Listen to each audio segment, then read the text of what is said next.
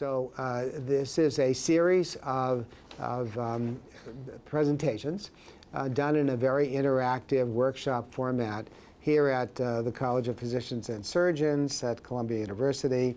I'm Dr. John Bilezikian, and I am the director of this preceptorial. And as you look around the room, you'll see fellows who are all training either in their final year of fellowship or their second year or about to one more year. Some of our fellows here have already made some kind of commitment to studying metabolic bone disease or practice, but many have not. But the idea is for them to spend 2 weeks with us and for us, the faculty, to teach you as much as we can. And it's a program that goes for 2 weeks. It's about 40 hours of teaching. On the web, there will only be 20 or 24 hours of teaching.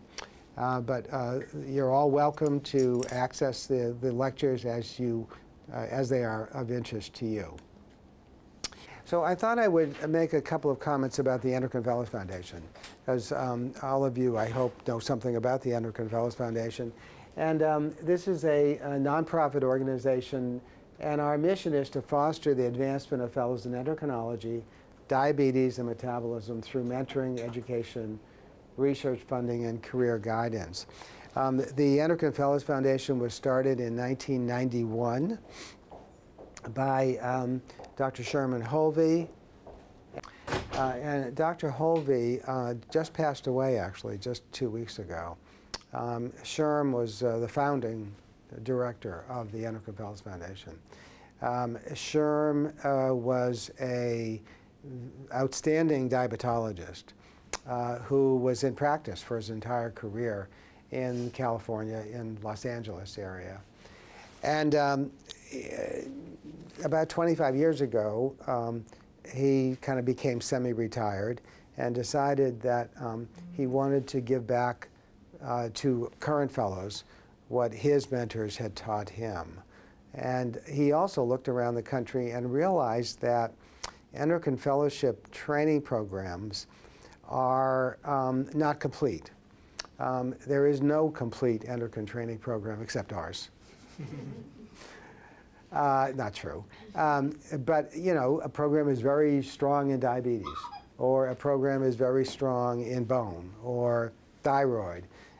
But very few programs can say we are good in everything. And it was Sherm's idea that the Endocrine Fellows Foundation would provide educational venues that would supplement your own training. And he did that, and we started. I joined the Endocrine Fellows Foundation in 1996, so I've been involved for over 20 years, but I wasn't one of the original members. And they brought me aboard because originally it was a group of diabetologists, and it was diabetes. And then 5 years after they started, they realized that there's more to endocrinology than diabetes. So they brought me aboard for comic relief, you know, to have a bonehead around. The Endocrine Fellows Foundation does center around diabetes and metabolic bone disease. We have done a little bit of thyroid, but generally we concentrate on those in our educational venues. But we have other things. So let me just introduce the people who are on the board. Mark Stoller is one of the original members of the EFF, and he is the president. He's in Chicago. He's not really, well, he is or is not connected. I don't know what institution he's connected with, but Mark is a very good clinician, diabetologist, and works very hard to provide programs like this. Derek Leroyth is at Icahn School of Medicine, we call it the Icahn School of Medicine, Mount Sinai. Do you know Derek? Yes, yeah. I met him when they go to the Grand Rounds. Yeah. So Derek is also one of the, not original, but one of the longstanding members, and he serves as treasurer. Anna Raji was, I believe, at the University of Vermont, but left about 4 or 5 years ago to go to Merck. And again, Sherm Holvey is our late past president and founder. We do have a staff.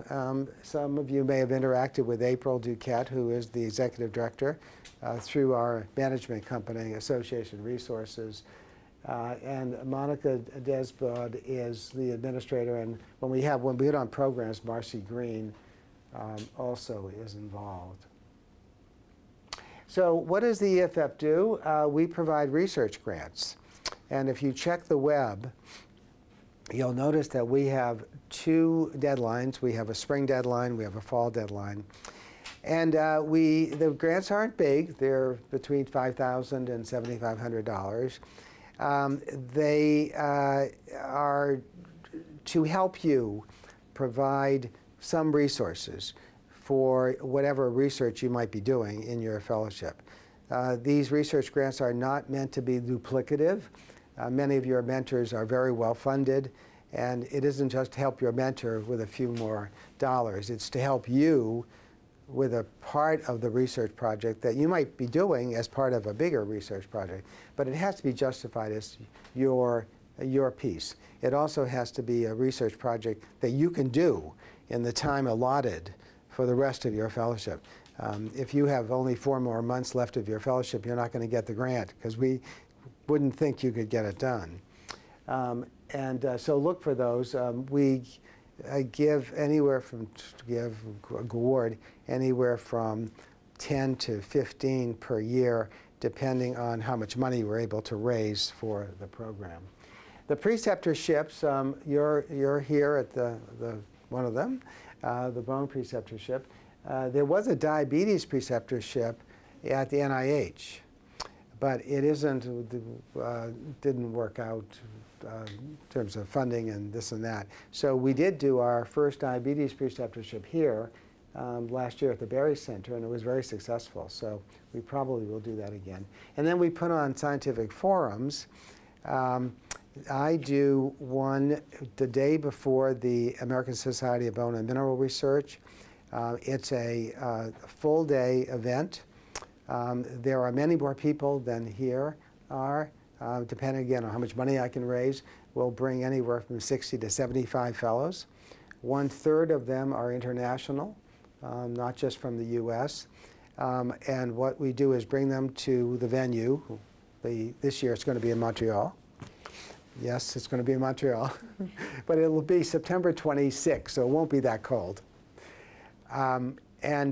We bring you, if you are selected. We provide 2 nights of a hotel stay. We provide food for the time you're with us. And the program consists of 3 plenary lectures. I give one on therapeutics. Dr. Ego Seaman from Melbourne, Australia, gives an unforgettable talk on biomechanics. Unforgettable because of what he says and how he says it. And Dr. Clifford Rosen, who's in Bangor, Maine, a distinguished biomedical scientist who's actually one of the executive associate editors of the New England Journal now. Cliff gives a talk on sort of translational bone. What are the players in bone biology that direct cells and tissues? And then we have 8 other faculty who direct workshops. And we cover, again, the bone waterfront. We cover basic bone, we cover clinical bone, we cover translational bone. And the workshops are designed so that you will each attend 4 of them, although there are 8, so you have to select.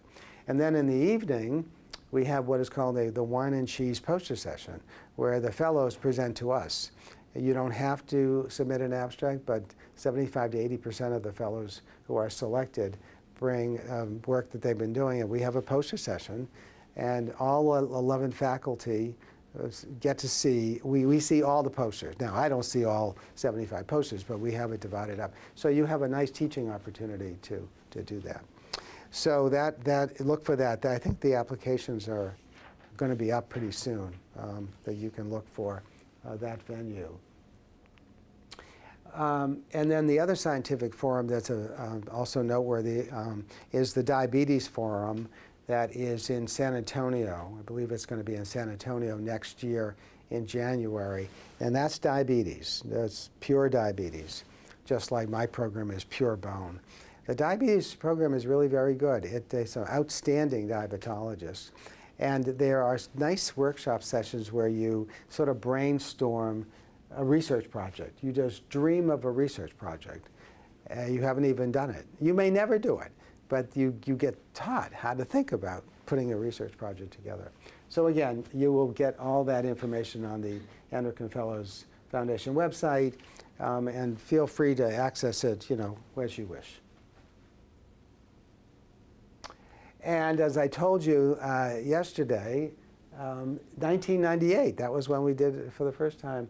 And Joan Lowe on the left and Andrew in the middle were the ones who came up to me at Endo in Chicago. And so they were remembering that first preceptorial. So they sent me this picture.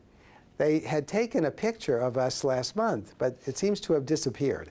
So whether or not we've changed or not, I don't know. Obviously, we've changed it 20 years later. But anyway, they remembered fondly the time that they spent with us. And that was 20 years ago. So you're part of history.